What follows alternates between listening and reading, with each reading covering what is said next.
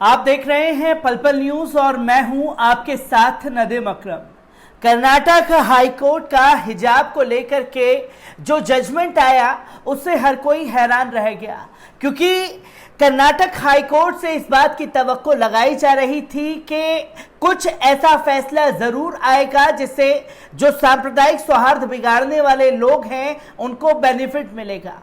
और सिर्फ कर्नाटक हाईकोर्ट के इस जजमेंट के बाद अगर आप लोग सोच रहे हैं कि ये मामला यहीं रुक जाएगा, पर ये मामला अब रुकने वाला नहीं है, क्योंकि जजमेंट के बाद जो है देश के कई हिस्सों से भारी एहतजाज देखने को मिला। तो आज कर्नाटक बंद का ऐलान मुस्लिम तंजीमों की तरफ से कर दिया गया, और जब मुस्लिम तंजीमों की तरफ से कर्नाटक बंद का ऐलान किया गया तो मीडिया में ये खबरें चलने लगी कि कर्नाटक बंद का कोई असर नहीं दिख रहा, पर कर्नाटक बंद का जबरदस्त असर देखने को मिला, जिससे सरकारों की जड़ें हिल गईं और तमाम जो भारतीय जनता पार्टी के नेता हैं वो हिजाब के लिए, अपने अधिकार के लिए लड़ रही मुस्लिम बच्चियों को देशद्रोही कहने लगे।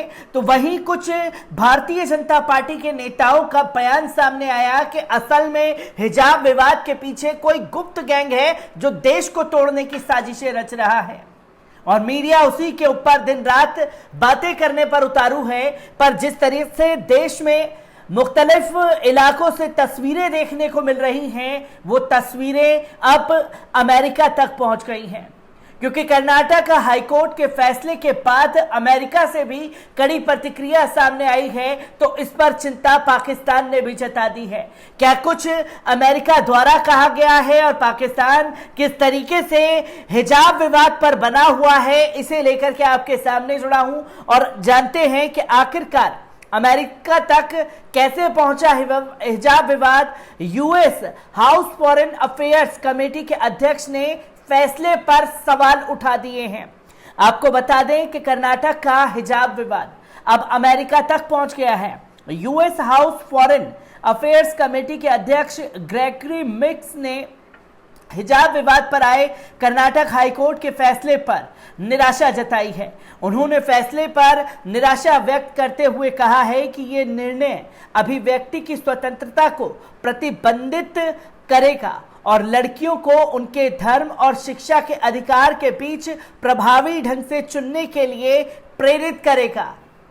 साफ तौर पर अमेरिका की तरफ से यह बयान दिया गया कि बच्चियों को शिक्षा से रोकने का ये जो हिजाब बैन किया गया उससे रोकने की कोशिश करेगा।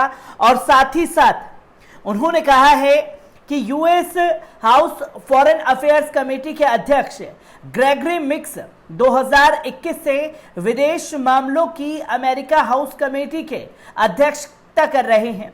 उन्होंने कहा, चाहे अमेरिका में, भारत में या कहीं भी मुसलमान समुदाय के साथ कैसा व्यवहार किया जाता है, ये एक समाज का सही पैमाना है, लेकिन कोर्ट का यह निर्णय अभिव्यक्ति की स्वतंत्रता को प्रतिबंधित करेगा, क्योंकि अमेरिका और भारत में किस तरीके से व्यवहार किया जा रहा है मौजूदा सरकारों द्वारा, ये चेहरा किसी से छिपा हुआ नहीं है। पर हाईकोर्ट का फैसला कहीं ना कहीं उन पर और दबाव बनाएगा, उन्हें रोकने की कोशिश करेगा, जिससे उनके खिलाफ और अत्याचार बढ़ेंगे। साथ ही साथ आपको बता दें कि कर्नाटक उच्च न्यायालय के मुख्य न्यायाधीश ऋतुराज अवस्थी, न्यायमूर्ति कृष्णा एस दीक्षित और न्यायमूर्ति जेएम खाजी की पीठ ने मंगलवार को हिजाब विवाद पर फैसला सुनाया था। उन्होंने शैक्षणिक संस्थानों में हिजाब पर प्रतिबंध को चुनौती देने वाली विभिन्न याचिकाओं पर आपत्ति नहीं की और उन्हें खारिज कर दिया। अपने आदेश में कर्नाटक उच्च न्यायालय ने कहा कि पवित्र कुरान हिजाब पहनने का आदेश नहीं देता।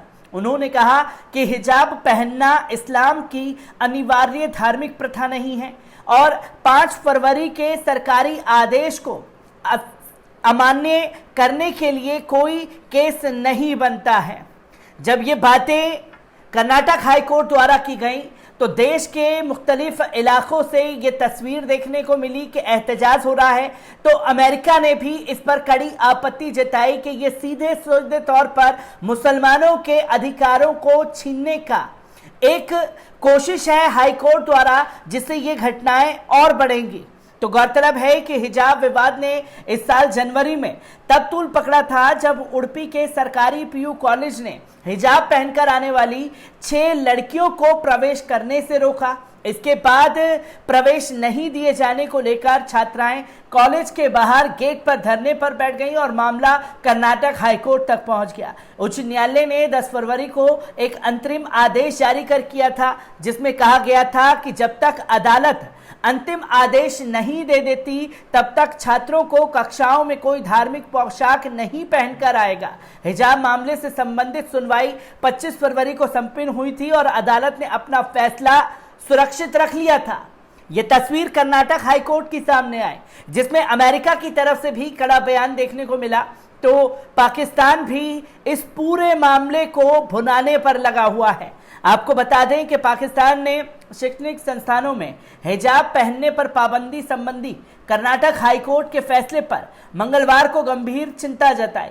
पाकिस्तान ने दावा किया है कि यह फैसला धार्मिक रीति रिवाज की स्वतंत्रता के सिद्धांत को बरकरार रखने में विफल हुआ है एवं वे मानवाधिकार का अतिक्रमण करता है। कर्नाटक हाईकोर्ट ने कक्षा में हिजाब पहनने की अनुमति देने का अनुरोध करने वाली उडुपी स्थित government pre university girls college की मुस्लिम छात्राओं के एक वर्ग की याचिका मंगलवार को खारिज कर दी और कहा कि हिजाब पहनना इस्लाम धर्म में आवश्यक धार्मिक प्रथा का हिस्सा बिल्कुल भी नहीं है।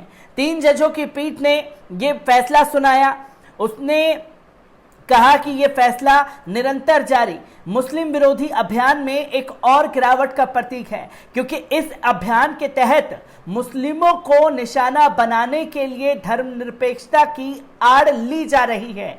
पाकिस्तान ने दावा किया कि भारत अपनी धर्मनिरपेक्ष पहचान खोता जा रहा है, जो उसके अल्पसंख्यकों के लिए घातक है। पाकिस्तान ने भारत सरकार से अल्पसंख्यक खासकर मुसलमानों की तथा अपने धर्म का पालन करने के लिए उनके अधिकार की सुरक्षा सुनिश्चित करने की अपील की थी।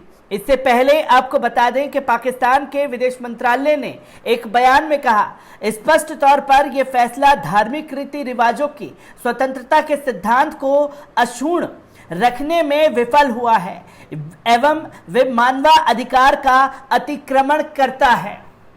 यह बात पाकिस्तान की तरफ से की गई, जिसमें अमेरिका ने भी यही बात की कि कहीं ना कहीं इस फैसले के बाद मुसलमानों के ऊपर और तेजी से हमले बढ़ जाएंगे।